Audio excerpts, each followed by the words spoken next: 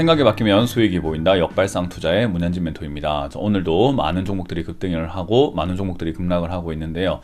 이런 과정에서 우리가 가야 할 길 상한가에 들어간 종목들 체크해보면 답이 나올 것 같습니다. 도움되신다면 좋아요와 구독 그리고 알람 설정까지 반드시 부탁드리면서 바로 출발을 해보도록 할게요. 자, 그리고 이번 주 토요일과 일요일 또 오프라인 강연을 제가 갑니다. 이번 주 토요일은요, 오후 1시에 강원도 원주에서 준비했습니다. 원주의 인터불고라고 하는 호텔에서 준비했으니까요, 많은 분들 오셔가지고 또 자리를 빛내줬으면 좋겠어요. 원주 되게 오랜만에 가는 것 같은데 또 많이 오셔야 저희가 자주 갈 수도 있고 하니까요, 여러분들이 시간이 조금 있으시다면 꼭 오셔가지고 참석해 주시길 바라겠고요. 그리고 이번 주 일요일은 청주로 갑니다. 청주에 여러분들 만나러 갑니다. 충청북도 기업진흥원에서 준비했으니까요, 많은 분들 또 오시길 바라겠습니다. 청주도 되게 오랜만에 가는 것 같아요. 그래서 양쪽 다 여러분들이 토요일과 일요일 오후 1시에 진행이 된다는 거 꼭 아시면 좋겠고, 궁금하신 게 있거나 어딘지 잘 모르겠다, 어떻게 찾아가냐, 1644-6646으로 전화 주시면 좋겠습니다. 자, 그럼 오늘도 시장에 대한 이야기부터 먼저 해놓고 출발한다면요, 시장 결국은 지금 계속해서 눈치 보는 장세가 만들어지고 있습니다. 위도 아니고 아래도 아니고 약간 흔들거리는 모습으로 진행이 되고 있죠.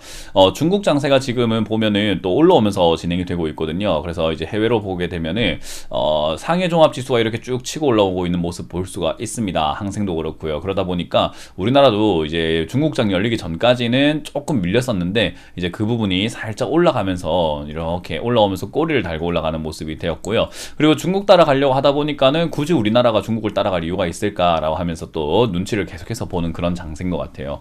특히나 지금 이제 뭐 PPI 지수라고 하죠. 생산자 물가 지수가 또 높게 나오다 보니까 물가가 잡히는 건 아닌 것 같은데 라고 하는 그런 느낌이죠. 파월 의장이 또 뭐 디스인플레이션이다 라는 표현까지 썼는데, 그게 무색할 만큼 뭔가 또 물가가 다시 올라가는 듯한 뭐 느낌을 주고 있다 보니까 이거 금리 0.5% 올려야 되는 거 아니야? 라고 하는 그런 부분이 나오고 있어요. 그럼 이제 우리나라랑 금리 격차가 더 심화가 된다라고 하는 건데, 우리나라 지금 많이 알고 계시죠? 부동산 지금 굉장히 위험한 거 알고 계실 겁니다. 지금 부동산 시장이 안 좋아요. 전세 시장도 지금 역전세로 인해 가지고 난리가 났고, 집값도 너무 떨어지다 보니까, 그리고 이자가 너무 높아져 있다 보니까 집을 유지하기가 힘든 사람들이 많아지고 있죠. 그래서 이 부동산 때문에 사실 우리나라 금리를 더 올리기가 굉장히 벅찬데, 미국이 자꾸 올라가게 된다면 우리나라도 어느 정도는 따라가야 될 수가 있습니다. 근데 사실 이렇게 금리 역전 형태가 오래 지속이 돼버리게 되면요, 외화 유출이라고 하죠. 이제 미국의 사람들이 막 투자를 하러 간단 말이죠. 그럼 달러가 또 수요가 많아지다 보니까 원화 가치는 떨어지고 달러 가치가 높아진다라고 하면 환율이 또 요동을 칠 수 있는 거예요. 그래서 이제 그런 부분들 때문에 환율이 너무 높은 상태에서 잘 떨어지지 않는다라고 했을 때요, 이 1200원 1300원대 여기서 뭐 왔다 갔다 하는 건 상관이 없는데, 만약 다시 1300원 이상으로 치솟아 올라가게 된다면 이번에는 일시적이지 않습니다. 지난번엔 일시적으로 올라갔다 빠진 걸 수 있지만요, 이번에 또 올라오게 되면은 고착화라고 하죠. 위쪽에서 고착화되어 가지고 우리가 이거 뭐 10년치로 이렇게 해가지고 조금 이렇게 멀리 본다고 하더라도요, 환율이 위쪽에서 이렇게 고정이 되어버리면 그건 좋지 않은 거거든요. 그래서 이제 그렇게 되지 않게끔 우리나라도 환율이라던가 금리 이런 것들을 좀 조절을 해줘야 되지 않나, 그렇게 생각이 듭니다. 그러면은 역시 이제 부동산 쪽이 무너질 수 있는 거죠. 부동산이 이제 가장 무너지기 좋은 시점이 언젠가, 최저점이 언젠가에 대해서 논의가 참 많은 편이지만요, 일단 이 올 하반기까지는 부동산 시장은 계속해서 위축될 수밖에 없다라고 보고 있습니다. 왜냐하면 전세 가격이 2021년 9월까지 이렇게 계속해서 올라갔기 때문에, 그 올라가는 동안에 계약했던 사람들이 올해 9월에 또 이렇게 만기가 되는 사람들이 많아요. 그래서 그때 조금 어떤 리스크들이 생기지 않나라고 보고 있거든요. 그래서 부동산 시장이 조금 위축될 수 있다는 말은요, 주식 시장도 사실은 위축이 될 수밖에 없습니다. 왜냐하면 사람들이 돈이 필요할 때 주식을 팔아치울까 집을 팔아치울까 생각을 한번 해보시면요, 집은 상대적으로 처분이 좀 느린 자산 중에 하나죠. 근데 이 주식은요, 상대적으로 처분했을 때 현금화 시키는 데 있어가지고 속도가 굉장히 빠른 자산 중에 하나입니다. 그래서 손절을 하거나 지금이라도 팔아가지고 내가 이거라도 챙길까라고 하는 개인 투자자들이 굉장히 많아질 수 있다는 겁니다. 그래서 조금 이렇게 왜 제가 먼 미래 이야기 같이 좀 큰 이야기를 하고 있는가 하면요, 큰 흐름은 이렇게 떨어질 가능성이 높다라고 보는 게 맞아요. 시간이 갈수록 지수는 더 하향으로 내려꽂힐 가능성이 높다라고 보시면 되고요, 그 과정에서 살짝 올라갈 수는 있다라고 저는 보고 있습니다. 그래서 이 위쪽으로 올라가는 찰나에 지금 상승세가 한번 나와줄 텐데, 그 찰나에 초입부인 것 같다. 그러니까 한번 조정이 들어가면은 매수에 임해야 된다라고 예전 2000 이건 2022년 여기에 돌파가 일어나면서부터 이제는 바닥이 잡히는 것 같습니다. 이 자리부터 바닥을 잡을 것 같습니다. 서두를 필요가 없습니다. 보고 합시다 라고 계속해서 주장을 해왔던 거죠.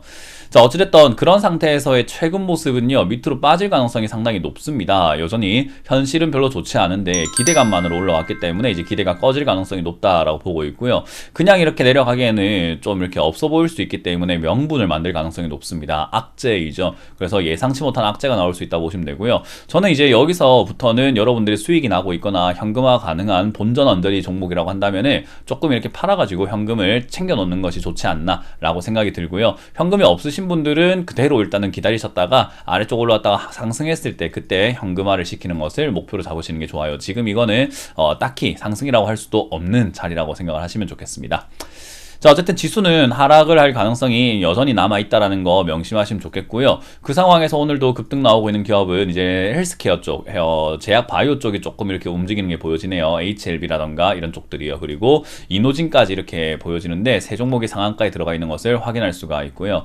10% 이상 올라오고 있는 기업들로는 이제 22종목이 올라와 있는데 바이오 쪽이 올라옵니다. 카나리아 바이오 이런 것들 요즘에 다시 이렇게 급등 나오는 그런 모습들이 나오고 있는 것 같아요. 그래서 이런 바이오 쪽들이 오늘은 약간 강세를 보이고 있다라는 점, 그 점이 포인트인 것 같네요.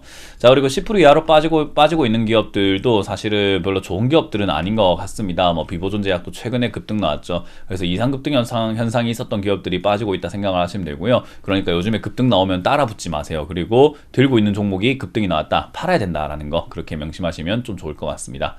자, 일단 오늘 급등 나오고 있는 HLB부터 하나하나 살펴볼 텐데요. HLB가 오늘 급등 나온 이유는 이제 헬스케어 전문 기업으로 전환을 하겠다라고 이야기를 하고 있는 것 같습니다. 그래서 HLB가 주력 사업인 바이오 헬스케어 산업 부분에 집중하겠다라는 소식이 있었던 것 같습니다. 그래서 이 외에는 물적 분할을 해가지고 뭐 빼겠다라고 하는 것 같아요. 엔지니어링 사업 부분을요. 그래서 이제 제약 바이오 쪽이랑 이제 헬스케어 쪽으로 발돋움하겠다라는 건데, 사실 뭐 우리 그런 거 있잖아요.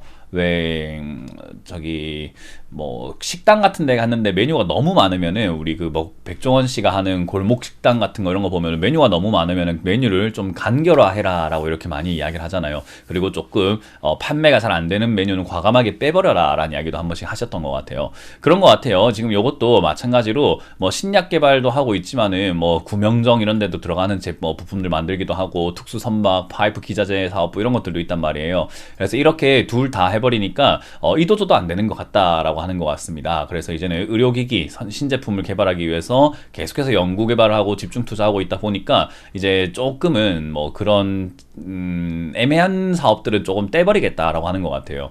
그래서 이거는 오히려 뭐 좋은 걸 수 있습니다. 그렇기 때문에 이제 호재로 받아들이는 것 같고, 그 호재가 이렇게 발생이 되면서 급등이 나오는 것 같아요. 근데 사실상 호재인가라고 하면요, 딱히 호재라고 하긴 좀 힘들어요. 뭐 계열 정리를 한다던가 이렇게 선 정리하는 건 좋은데 그거 자체로만 이 기업이 앞으로 발전 가능성이 있는가 하면요, 그건 좀 아닐 수 있죠. 그래서 당장 깔끔해진다라는 건 좋아요. 우리가 새 출발 같은 거 할 때 집을 좀 청소를 한다라는 건 좋은데, 청소한다고 해가지고 내가 뭐 갑자기 뭐 성공을 한다거나 이런 건 아닌 거잖아요. 그래서 지금 이거는 일시적인 호재로 받아들일 수밖에 없습니다. 그래서 4만원에서 4만 5천원 정도 이렇게 올라오다 보면은 빠질 가능성이 높으니까요, 너무 큰 기대하지 않는 것이 좋다. 그래서 이 종목은 들고 계시는 분들은요, 저는 개인적으로 4만원대 이상에서 정리하시는 게 어떨까라는 생각이 듭니다. 그리고 빠져내려왔을 때 내가 이 바이오 산업 부분에 나는 믿음이 있고 좀 신뢰가 있다 하시는 분들만 다시 재투자하시는 형태로 들어가시는 게 어떨까라는 조언을 드려볼 수가 있겠네요. 자, 그리고 이제 두 번째로 보는 종목은 이제는 이노진이라는 종목이 상한가에 들어가 있는데요. 차트 모양만 보더라도 영 이상하죠. 이노진 이런 거는 보통은 이제 상장이 안 되어 있다가 상장이 되어 있는, 또는 코넥스 시장에 있다가 상장이 된 그런 케이스들이 보통 이런 차트들을 만들고 있습니다. 오늘 상장한 이후 코스닥으로 입성을 한 이후에 첫 번째로 따상이 된 것 같아요. 공모가 대비해가지고 따상으로 형성이 되어서 급등이 나온 거라 보시면 되고요. 이런 기업들은 아직까지는 제가 늘 말하지만 신규 상장주들은요, 매력은 별로 없어요. 왜냐하면 이제 이런 상장주들의 특징은요, 정보가 좀 부족하다라는 거죠. 뭐 하는 기업인지 우리가 정확하게 알 수가 없다라는 겁니다. 그래서 이노진이라는 회사가 지금 보면 의료기기라든가 화장품, 탈모 치료 뭐 관련 뭐 탈모 관련 뭐 이런 걸 만든다고는 하는데, 사실상 그게 이제 뭐 어떤 정도로 만들어내는 건지, 그리고 이 매출이 지금 이 가격하고 맞는 건지, 그러니까 가치가 제대로 평가가 되고 있는 건지 알 수가 없어요. 근데 코넥스 시장에서 코스닥 시장으로 이렇게 넘어온다는 것 자체가 얼마나 호재입니까? 기업들 입장에서는요. 그래서 그런 식으로 상장을 했다라는 것 자체가 너무 호재다 보니까 일반적인 가격보다 굉장히 비싸게 형성이 되어버려요. 그래서 거품이 처음부터 너무 확 들어가는 거죠. 신제품 같은 느낌이라고 생각하시면 돼요. 특히나 장이 조금 애매하고 안 좋을 때 이렇게 신제품에 관심이 갈 수밖에 없는 것 같아요. 그래서 이제 그런 부분들 때문에 이렇게 갑자기 급등이 나오기도 하는데요. 이런데 큰 관심을 가질 필요까지는 없습니다, 여러분들. 그래서 요거는 저는 개인적으로 이제 들고 계셨던 분들, 공모 신청을 하신 분들께는, 청약하신 분들께는 축하드릴 일이고, 팔아낼 수 있는 그런 기회가 생길 거라 생각이 드는데요. 이 영상을 보고 계시는 분들은요, 신규 상장주로 단타를 친다든지 따라잡아가지고 매매를 한번 해보겠다든지 그런 꿈은 꾸지 않는 게 좋지 않을까라는 조언을 드려보도록 하겠습니다. 그래서 이노진이라는 이 기업도 저는 매력 있는 기업은 아니니까 적당히 그냥 마무리 짓는 것이 어떨까. 들고 계시는 분들은 상한가가 풀리는 날 매도하시길 바라고, 절대로 신규로 들어가지는 말자라는 조언을 드려봅니다. 자, 그리고 상한가 들어갔다 왔다 갔다 하고 있는 셀바스 헬스케어인데요. 헬스케어 관련주들이 요즘에 좀 급등을 하고 있는 그런 형태가 나오다 보니까 이제 거기에 맞춰가지고 얘도 올라가는 것 같아요. 정부가 의료 AI 도입을 하겠다라고 해가지고 셀바스 AI랑 이런 식으로 같이 엮여 있는 셀바스 헬스케어가 조금 급등이 나오지 않았나 생각이 듭니다. 셀바스의 헬스케어라고 하는 이 기업의 대주주가 셀바스 AI예요. 그래서 AI 관련주도 엮이고 의료 AI라도 이렇게 엮이는 그런 기업이기 때문에 사실상 뭐 나쁜 기업까지는 아니고 실적도 좀 나오고 있는 기업이기 때문에 뭐 사실 올라갈 수도 있었던 기업이다. 그리고 더 올라갈 가능성은 충분하다라고 보여집니다. 그래서 이걸 들고 계시는 분들은 적어도 저는 정고점인 4,000원대까지는 한번 가져가 보시는 게 좋지 않을까 생각이 들고요. 여기 올라왔다가 빠졌다가 하는 것에 너무 휘둘리지 마시고 밑으로 내려온다면은 조금 과감하게 사보시는 것도 저는 좋다 생각이 듭니다. 그래서 테마에 어울릴 수 있는 기업이기 때문에 2,000원에 가깝게 떨어진다면은 추가 매수도 가능하다라는 점 포인트로 잡아드리도록 하겠습니다. 자, 이렇게 보니까 오늘도 개별 종목 테마들 빼고는 딱히 이렇게 주목해볼 만한 종목은 없는 것 같죠. 네, 맞습니다. 시장이 여전히 약하다는 것을 보여주고 있기 때문에 여전히 이렇게 단단하거나 위쪽으로 올라가려고 하는 그런 낌새도 전혀 보이지 않고 있습니다. 너무 큰 기대는 역시 큰 실망을 불러오게 되니까요. 기대는 금물이다라고 말씀을 드려보도록 할게요. 자, 어찌됐든 시장 어떻게 움직일지는 좀 보고 합시다. 이거 위쪽으로 이렇게 올라간다 하더라도 빠지게 되고요. 내려가면은 바로 빠지게 되는 거잖아요. 그래서 우리는 빠졌을 때 뭔가를 하는 게 좋은 거기 때문에 빠져내려올 때 우리는 대응할 수 있도록 올라갔다 빠지는지 그냥 빠지는지 보자라는 결론을 내드려보도록 하겠습니다. 자, 이렇게 마무리 지어보도록 하고요. 이번 주 토요일, 일요일에 제가 원주와 청주에서 여러분들 만날 준비가 되어 있으니까요. 각각 위치 잘 생각을 하시고 오후 1시라는 거 기억하시고 꼭 와주셨으면 좋겠습니다. 자, 지금까지 문현진 멘토였습니다. 고맙습니다.